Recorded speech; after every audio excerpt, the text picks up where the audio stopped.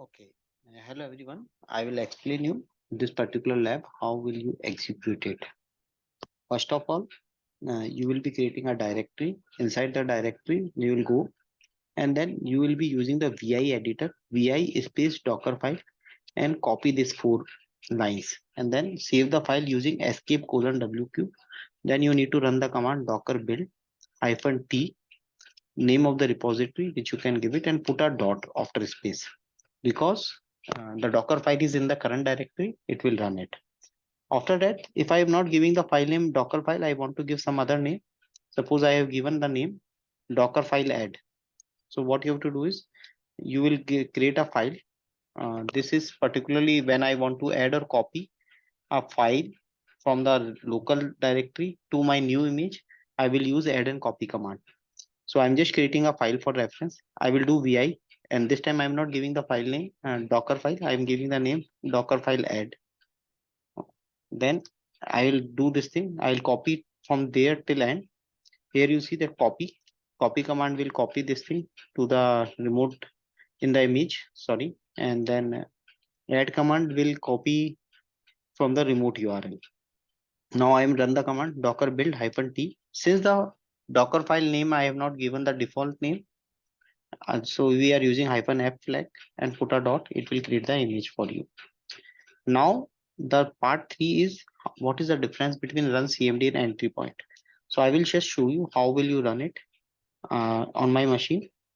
So first of all, mm, sorry, first of all, I'll go here and create a directory, go inside the directory. Okay, then I'll create a script date.sh script here, and this data.sh script is a script which will go and print the current date, and whatever message while running the script, if I'm passing some message, that message also will go and store in the log.txt file.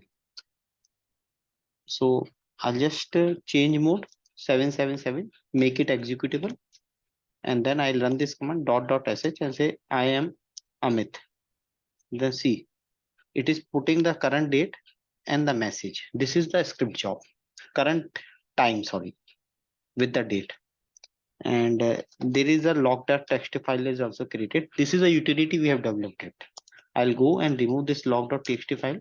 Now what we will do is we will see what is the difference between this thing. Okay, I will use this parent image. Alpine is one of the Linux flavor.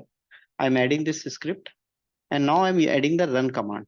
Whenever I execute the run instruction in a image assembling process, it is during the image building process only the run instruction will execute. Let's see.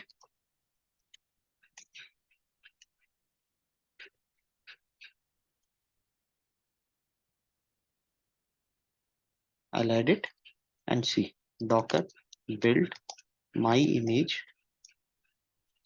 minus t my image minus f my docker file dot. This will build the new image, and see the moment I will run it,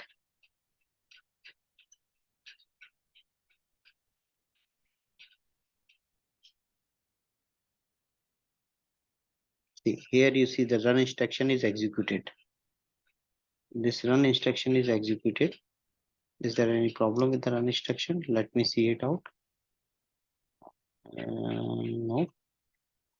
Then why image did not? Okay, 1 second. The Docker file has executed. This is not having a closing bracket. While copying pasting, I did the wrong thing. Now I'll run it again. It will work. Now image is created successfully.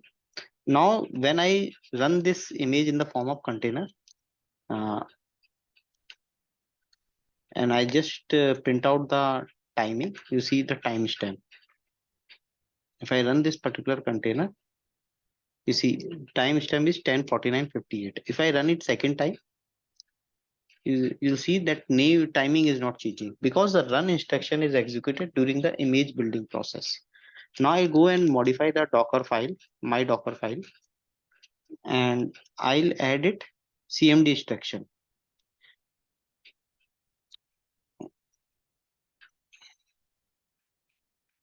I'll add it CMD instruction. If the CMD instruction will only execute when the container is running. Okay.